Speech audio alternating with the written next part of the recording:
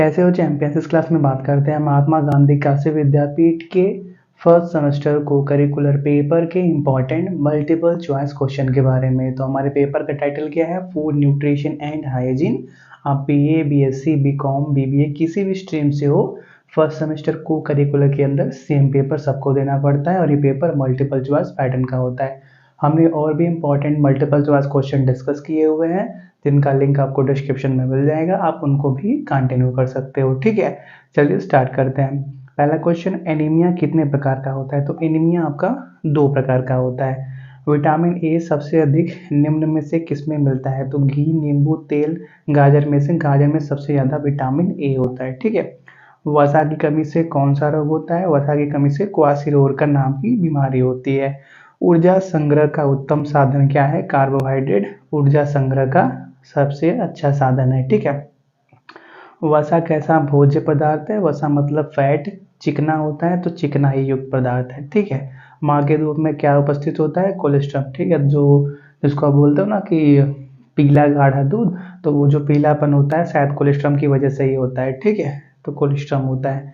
Next, protein में मुख्य भाग किसका होता है। नाइट्रोजन का मेन भाग होता है। ठीक है। प्रोटीन का नाम किस वैज्ञानिक द्वारा प्रस्तावित किया गया था। मुल्डर द्वारा प्रस्तावित किया गया था। ठीक है। नेक्स्ट, हाइपरटेंशन को कहा जाता है उच्च रक्तचाप कहा जाता है। ठीक है, हाइपरटेंशन को उच्च रक्तचाप कहा जाता है। और मानव शरीर की सबसे बड़ी ग्रंथि कौन सी है, यकृत है। ठीक है। वसा के कार्य हैं। वसा के क्या कार्य हैं, शरीर के कोमल अंगों की रक्षा करना, शरीर को ऊर्जा देना, पचने में अधिक समय लगना, सभी भी हम खाएंगे। ठीक है। हमारे शरीर के जितने भी कोमल अंग हैं जैसे हार्ट हो गया, लीवर हो गया, इन सब के आसपास क्या फैट मतलब क्या, ये क्या बोलते हैं, मांस की अच्छी लेयर बनी होती है जिससे क्या उनकी रक्षा हुई रहती है। और वसा क्या करता है, शरीर को ऊर्जा भी देता है। और आप भी जानते हो अगर कोई ज़्यादा फैट वाला आइटम कंज्यूम कर रहा है तो उसको पचने में ज़्यादा समय लगता है। तो सभी हो जाएंगे। ठीक है। हाइपरग्लाइसेमिया का तात्पर्य क्या है, रुधिर में उच्च शर्करा का लेवल। ठीक है। नेक्स्ट, दस्त का सामान्य कारण है क्या है, प्रदूषित भोजन, विषाणु संक्रमण, प्रदूषित जल। तो उपयोग सभी पे हो जाएगा। ठीक है, चौथा ऑप्शन सही हो जाएगा। देखो ये सभी क्वेश्चन सिंगल करेक्ट वाले होते हैं। ठीक है। विडॉल टेस्ट का उपयोग करते हैं। विडॉल टेस्ट टाइफाइड को टेस्ट करने के लिए यूज किया जाता है। ठीक है। मनुष्य के शरीर में सामान्य शर्करा लेवल क्या होता है, 80 से 120 mg/dl। ठीक है। दूध में क्या नहीं होता, दूध में विटामिन ए, प्रोटीन, कैल्शियम तीनों होता है लेकिन विटामिन सी नहीं होता। तो ये हमारे पास करेक्ट ऑप्शन हो जाएगा। ठीक है। बीजीसी का टीका किस रोग के रोकथाम के लिए लगाया जाता है। बीजीसी तपेदिक की रोकथाम के लिए लगाया जाता है। ठीक है। नेक्स्ट, एड्स का लक्षण क्या है, भार में कमी मतलब क्या, पर्सन का वेट कम होने लगना, अतिसार का शिकायत, लंबी अवधि तक लंबा ज्वर रहना। हाँ, तीनों सही है तो उपयोग सभी पे जाएंगे। ठीक है, चौथा ऑप्शन। नेक्स्ट, निम्नलिखित में से किसे उस पदार्थ के रूप में परिभाषित किया जा सकता है जिसकी शरीर को वृद्धि, ऊर्जा, मरम्मत और रखरखाव के लिए आवश्यक होती है। तो पोषण बोलते हैं उसको। ठीक है। निम्नलिखित में से कौन सा खाद्य समूह ऊर्जा का सबसे अच्छा स्रोत है। तो ब्रेड और अनाज सबसे अच्छा सोर्स है ऊर्जा का। ठीक है। निम्नलिखित में से कौन सा विटामिन हमारे शरीर द्वारा उत्पादित नहीं किया जा सकता। तो विटामिन ए, बी, सी, हम सभी विटामिन हमारे बॉडी से उत्पादित मतलब हमारी बॉडी के अंदर नहीं बन सकता, हमको बाहर से फ्रूट्स, वेजिटेबल्स की हेल्प से इसको कंज्यूम करना पड़ता है। ठीक है।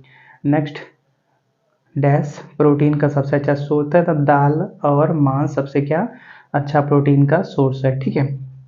निम्नलिखित में से कौन स्थूल खनिजों का उदाहरण है। तो कैल्शियम, सोडियम, फास्फोरस सभी क्या स्थूल खनिजों के उदाहरण है, मतलब उपयोग सभी हो जाएगा। ठीक है।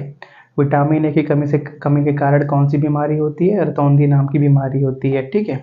निम्नलिखित में से कौन से किस पोषक तत्व की प्रति इकाई उच्चतम कैलोरी मान होता है। तो कार्बोहाइड्रेट का। ठीक है। नेक्स्ट, विटामिन सी का रासायनिक नाम क्या है। विटामिन सी का रासायनिक नाम एस्कॉर्बिक एसिड अम्ल है। पहला ऑप्शन सही है। ठीक है। निम्नलिखित में से कौन सा विटामिन ए का अच्छा स्रोत है। तो गाजर विटामिन ए का एक अच्छा सोर्स है। ठीक है। पीईएम का मतलब क्या होता है? प्रोटीन, ऊर्जा, कुपोषण। ठीक है, इंग्लिश में जानोगे तो प्रोटीन, एनर्जी, और कुपोषण को क्या बोलते हैं? जो भी बोलते हैं कुपोषण मतलब क्या? मैल न्यूट्रिशन हो जाएगा। ठीक है, पीएम को सबसे अधिक देखा जाता है किसके अंदर? शैशवावस्था और प्रारंभिक बचपन में। ठीक है, 6 महीने की उम्र तक नवजात शिशु को के लिए आदर्श भोजन क्या है? स्तन दूध। ठीक है, पोषक पोषण संबंधी विकार के रूप में जाना जाता है कौन किसको जाना जाता है? कुपोषण को। ठीक है, मैरास्मस और क्वाशिरोडकर की सामान्य विशेषता क्या है? कि मांसपेशी शोष हो जाती है, विकास विफलता दिखता है, अंगों का पतला हो जाता है, मतलब क्या?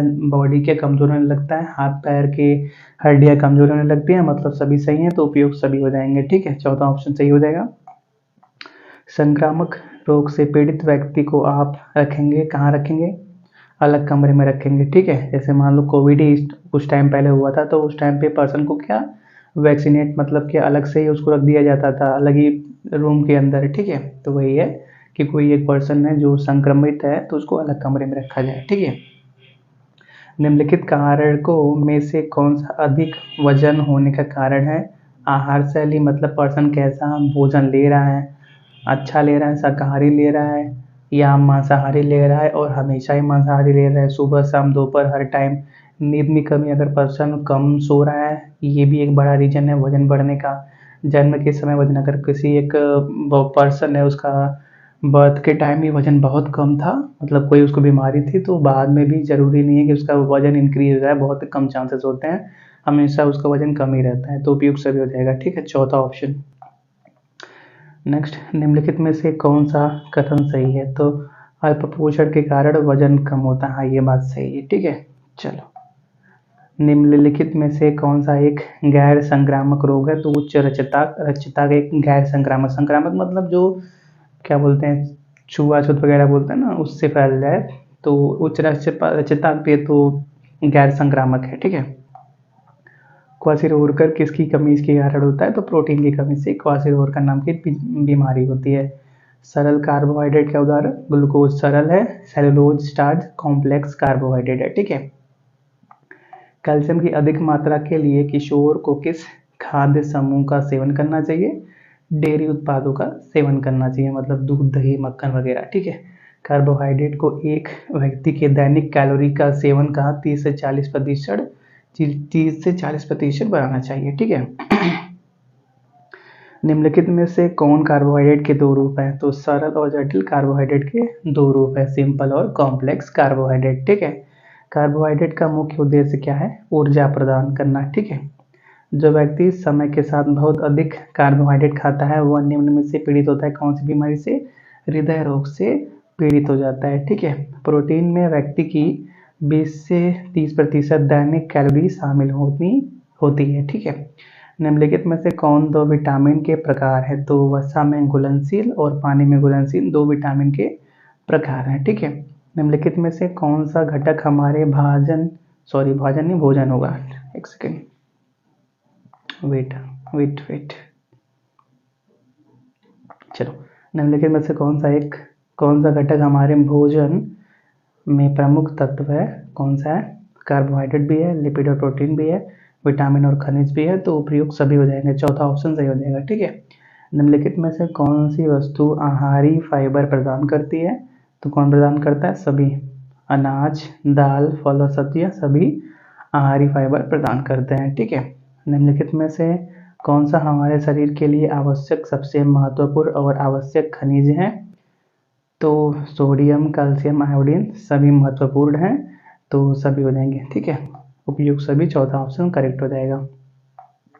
निम्नलिखित खाद्य घटकों में से कौन सा मुख्य रूप से हमारे शरीर को ऊर्जा देता है? तो कार्बोहाइड्रेट मुख्य रूप से ऊर्जा देता है। ठीक है, गर्मी के संपर्क में आने से निम्नलिखित में से कौन सा विटामिन नष्ट हो जाता है? तो विटामिन सी नष्ट हो जाता है। ठीक है, तो इस क्लास को हम यहीं पे रोकते हैं, और भी important multiple choice question description में लिंक आपको मिल जाएगा। तब तक के लिए thanks for watching, have a nice day.